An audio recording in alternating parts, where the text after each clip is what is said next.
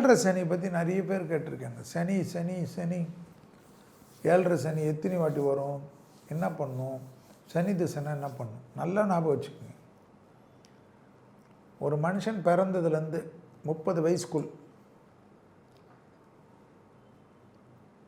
15 வருஷம் சனியால் பாதிக்கப்படுவாங்க. இது உண்மை. ஏழரை சனி வருதா, அது எவ்வளோ? 7.5 வருஷமா? அர்த்தாஷ்டம சனி, சனி 4 வந்தால் அது எவ்வளோ வருஷம்? 2.5 வருஷம். அப்போ 7 2 10ஆவதா? கண்ட சனி, அதுதான் 7ஆம் இடத்துல வரக்கூடிய சனி, அது 2.5 வருஷம். அப்போ எவ்வளோ ஆச்சு? 12.5 வருஷம். அடுத்தது அஷ்டம சனி, அது எவ்வளோ வருஷம்? 2.5 வருஷம். 7.5 3 கட்டத்தில் 7.5, அப்போ எவ்வளோ? 15 வருஷம். இதே நினச்சி வாழ முடியுமா? 27.5 வருஷத்துக்குள்ளே இருந்து 30 வருஷத்துக்குள்ளே 15 வருஷம் இவ்வளோ பிரச்சனை இருக்குது சனியால். இதில் பூச நட்சத்திரம், உத்திரட்டாதி நட்சத்திரம், அனுஷ நட்சத்திரம் பிறக்கரிச்சே சனி திசையில் தான் பிறப்பீங்க.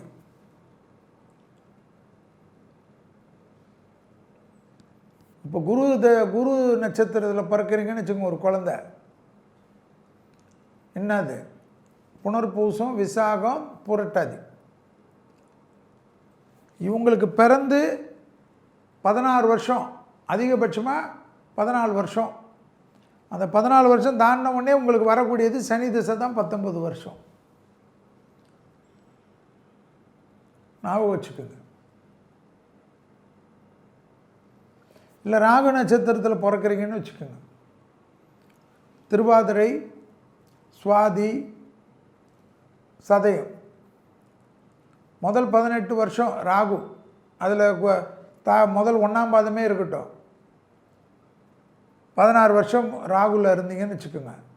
அடுத்தது குரு, அது ஒரு 16 32. அதுக்கப்புறம் 19 வருஷம் என்ன திசை? சனி திசை.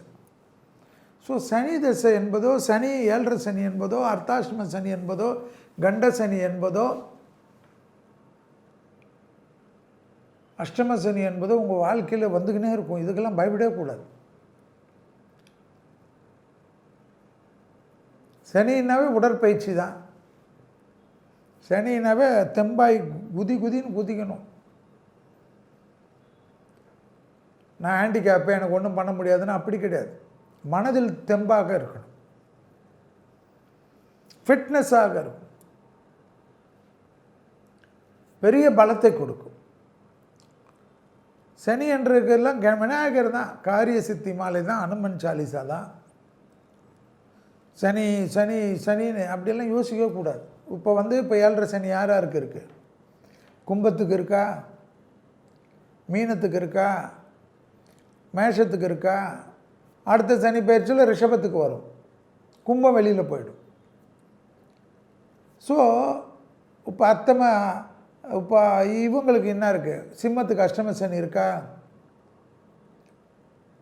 கன்னிக்கு கண்ட சனி இருக்கா, தனுசுக்கு அர்த்தாஷ்டம சனி இருக்கா. ஸோ பார்த்துக்கோங்க எத்தனை ராசி படுது பாரு. ஏழரை சனியில் 3 ராசி வந்துடுச்சு. அஷ்டம சனி சிம்மம் வந்துடுச்சு, 4 ராசி. அடுத்தது கண்ட சனியில் கன்னி வந்துடுச்சு, 5ஆவது ராசி. அர்த்தாஷ்டம சனி 4இல் சனி வந்து தனுசு வந்துடுச்சு, 6 ராசி. எப்பயுமே மாற்றிக்கினே இருக்கும் ஷெடியூல். புரியுதா? ஸோ இதுதான் சனியுடைய தாக்கங்கள்.